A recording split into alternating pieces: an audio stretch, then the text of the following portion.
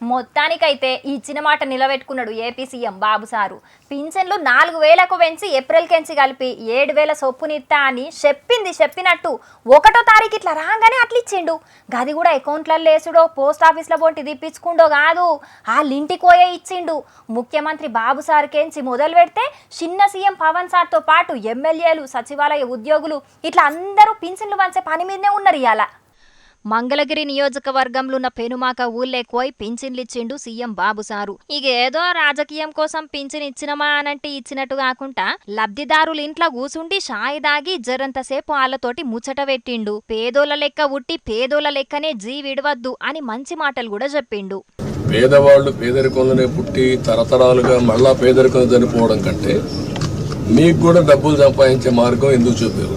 ఒక్కసారి పిల్లల్ని బాగా చదివించారనుకో మీ జీవితాలు మారు.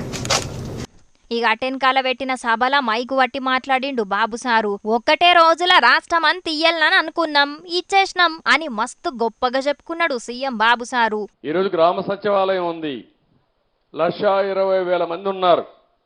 1,20,000 మందిని ఉపయోగించుకుంటే 40-50 పెన్షన్లు ఇస్తే అయిపోతాయి.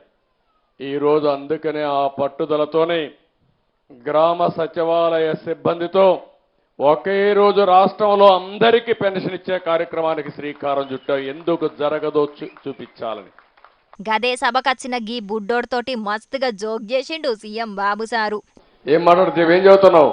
5th class. బాగా చదువుతున్నావా? ఏ స్కూలు? శ్రీ చైతన్య. ఏమో మంచి స్కూల్కే పోతున్నావు. సార్ నా పేరు కూడా మీ పేరే. ఏం పేరు? చంద్ర ఆదిత్య. చంద్ర ఆదిత్య. నువ్వు చాలా తెలివైన వాడు, ఇప్పుడే హుషారుగా ఉన్నావు. పెద్ద అవుతాయినాక ఏం చేస్తావు? ఆర్మీకి వెళ్తావు. శభాష్, దేశాన్ని కాపాడుతావు. నమ్మకమేనా? నా పేరు మీ పేరు సేమ్ అని చెప్పుడుతోటి బాబు సారు మస్తుగా సంబురపడ్డాడు. ఇక మరి ఇంట్లో ఎవరెవరున్నారంటే మునుం పెట్టి అందరి పేర్లు చెప్పిండు సంటోడు. అయితే మీ అన్న మంచిగా చదువుతాడా, నువ్వు మంచిగా చదువుతావా అని బాబు సార్ అడిగితే అన్న పేరే చెప్పిండు బుడ్డోడు. ఇద్దరిట్లా ఎవరు మంచోళ్ళు అంటేనైతే ఏం చెప్పిండో చూడుండ్రి. 7th class. నీకంటే పెద్దోడు. వాడు బాగా చదువుతాడు, నువ్వు బాగా చదువుతావా? సాయి. నువ్వు మంచోడా, వాడు మంచోడా? నేను. అక్కడ స్వార్థం వచ్చిందండి నీలో. సంటోడే చెడుగున్నాడంటే బాబు సారు అంతకంటే చెడుగున్నాడు కదా. ఇక పీఠాపురంలో పింఛన్లు వంచిండు చిన్న సీఎం పవన్ సారు.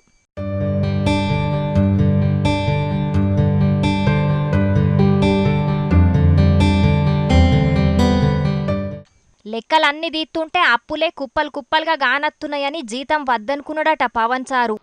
ఇంత అప్పుల్లో మనకి పంచాయతీరాజ్ శాఖ ఉన్నప్పుడు నాలంటూ డబ్బులు తీసుకోవటం చాలా తప్పు అనిపించింది. అందుకని వాళ్ళు చెప్పి నేను జీతాన్ని వదిలేస్తున్నాను, నా జీతాలు ఏం వద్దు కానీ నా దేశం కోసం, మా నేల కోసం పనిచేస్తాను.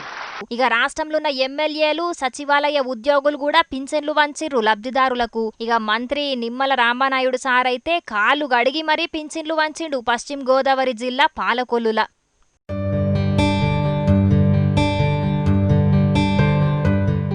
ఒంటె పేదల కాశపడే నక్కసుంటోళ్ళు పీన్గల మీద పేలాలేరుకదినే బాపతిగాళ్ళు సమాజంలో మస్తు ఉంటనే ఉంటారు. గదే బాపతి గీ మోతెవరి కూడా బాలునాయకనే గీ సచివాలయం ఉద్యోగి 7000 పింఛన్లకెంచి 500 నొక్కి 6500 ఇచ్చిండట పల్నాడు జిల్లా మాచర్లల. ముచ్చటెరకైన ఆఫీసర్లు సస్పెండ్ కూడా చేసిండ్రు గీ మోతెవరిని.